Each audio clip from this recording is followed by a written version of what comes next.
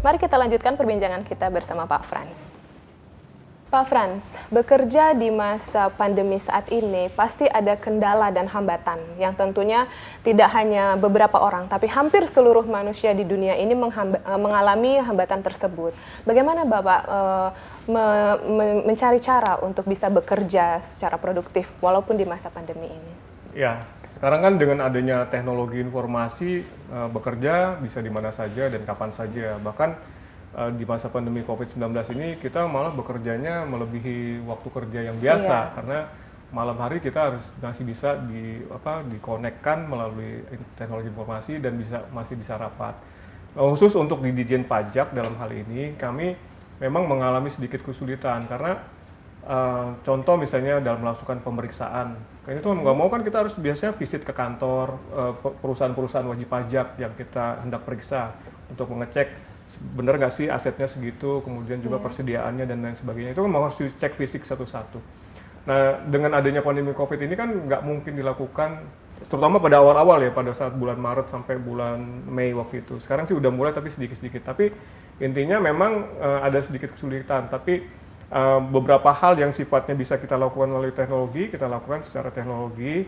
Dan demikian juga pada pelayanan yang tadinya banyak orang datang ke kantor pelayanan pajak atau KPP, kita usahakan melalui telepon, melalui email, juga kalau misalnya pertanyaan-pertanyaan melalui Twitter dan lain sebagainya, sehingga kita fully memanfaatkan teknologi informasi. Juga ketika ada pelayanan-pelayanan baru yang sifatnya karena ada program pemulihan ekonomi nasional, kita usahakan menggunakan secara online. Jadi defaultnya kalau dulu ada pelayanan offline, baru ada yang online sebagai tambahan. Kalau sekarang online-nya sebagai default dulu, yang offline-nya tambahan gitu. Sehingga dengan gitu kita bisa ngatur juga berapa jumlah pegawai yang misalnya 20% yang harus masuk, yang sisanya mungkin bisa dari rumah, work from home dan lain sebagainya. Tapi sih kita berharap semua ini segera berakhir sehingga kembali ke normal. Karena secara prinsip pandemi COVID-19 ini juga menyebabkan penerimaan perpajakan kita juga turun. Kalau penerimaan perpajakan turun berarti kan defisit kita akan semakin membesar, ya, karena dengan defisit itu mau nggak mau kan ditambal dengan adanya pembiayaan atau utang dari baik itu dari surat obligasi maupun utang dari negara lain, sehingga secara keseluruhan akan menambah jumlah utang yang ada kita punya. Jadi kita sih berharap ini segera berakhir.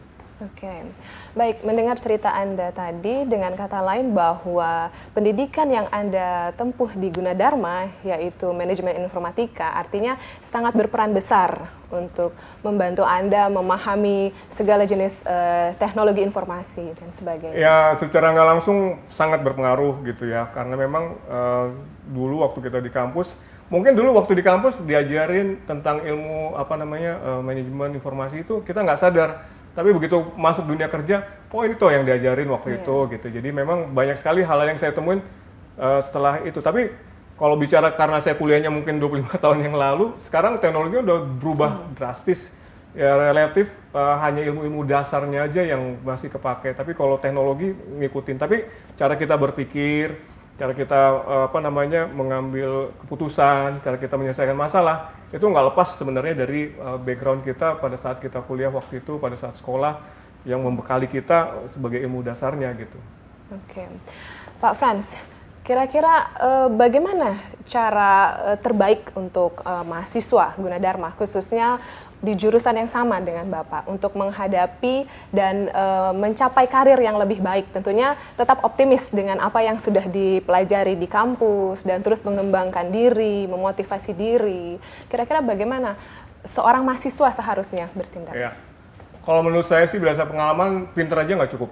Jadi pinter itu ya kalau diberi kepintaran ataupun kecerdasan atau kelencaran otak ya mungkin itu satu bonus. Tapi ada hal-hal lain yang sifatnya mendasar yang menurut saya sih sangat diperlukan. Pertama, banyak-banyak berteman. Jadi networking di saat di kampus, di kuliah itu sangat penting karena nanti sewaktu-waktu pasti kita akan bertemu dengan banyak orang dan membutuhkan banyak orang untuk membuat. Karena kita nggak mungkin kerja sendirian aja. Mungkin kalau kayak background saya dulu kan banyak yang jadi programmer. Programmer itu cenderung untuk kerja sendiri gitu. Karena dia asik sendiri, kemudian sendiri nggak mau diganggu. Tapi cara kerja itu harusnya lebih bisa bergaul dengan orang lain. Itu sangat penting.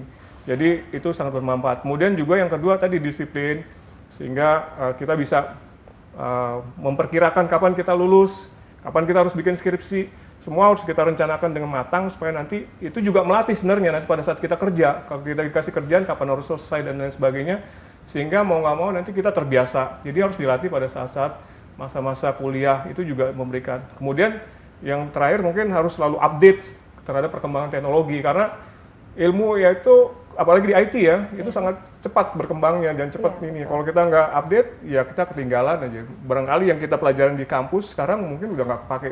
Ada beberapa mata kuliah yang dulu saya pelajari sekarang udah usang, udah jadi kayak dinosaurus gitu. Tapi ya kan ilmu dasarnya itu yang harus kita kita kuasai gitu. Oke, melihat Bapak yang sudah meniti karir hingga sampai saat ini, apakah artinya mahasiswa Gunadarma, lulusan Gunadarma itu sebenarnya siap untuk terjun ke dunia kerja? Rasanya sih harusnya siap ya. Waktu dulu saya ingat waktu di Gunadarma kita diberi pelatihan juga, sebelum itu ada kayak semacam workshop, dibekali workshop, dikasih sertifikat, itu juga bisa buat bekal kita cari kerja. Kemudian juga ada lab ya, di situ kita praktikum, itu juga ada ilmu merasakan sendiri yang mungkin kalau kita ikut di luar bayarnya mahal, dan juga mungkin kalau mau beli sendiri nggak kebeli gitu. Misalnya IBM waktu itu S600 zaman dulu ya, itu pelajaran berharga. Jadi memang di belakang cukup sih kalau menurut saya, tinggal bagaimana kita mencari pekerjaan itu dengan sabar dan mudah sehingga bisa kita pakai. Dan yang penting juga mungkin dari pengalaman saya waktu di kampus itu jangan ragu untuk nanya ke dosen dan lain sebagainya, itu juga bermanfaat nanti pada saat kita bekerja gitu. Artinya mahasiswa Gunadarma dan lulusannya harus optimis karena sudah terbukti bahwa Pak Frans sudah sampai pada karir yang sangat cemerlang. Insya Allah. Baik, terima kasih Pak Frans atas waktunya. Sebagai universitas swasta terbaik di Indonesia, Gunadarma telah membuktikan bahwa para alumninya mampu bersaing di dunia kerja. Terbukti dengan jabatan yang sangat tinggi, yaitu sebagai staf ahli Menteri Keuangan Republik Indonesia, bidang pengawasan pajak, Dr. Nufransa Wirasakti, Eskom MEC, menunjukkan kredibilitasnya dalam dunia kerja dan semangat serta optimisnya sebagai lulusan Gunadarma dan siap menjadi salah satu anak bangsa yang berkarir dan berprestasi tentunya untuk bangsa Indonesia. Terima kasih.